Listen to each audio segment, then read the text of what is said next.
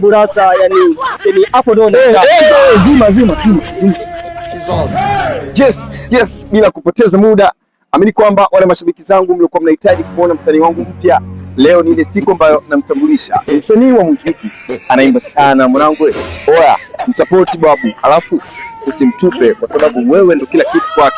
Bane, ciao. Nahitaji comment baada ya msanii wangu kumaliza kuimba fresh. Wenzetu msanii wangu, tupe kodi. Yeah. Game ishaisha. Maana sofa mnala ulioingia. Msaweki ndio mkono juu. Mama. Yeah.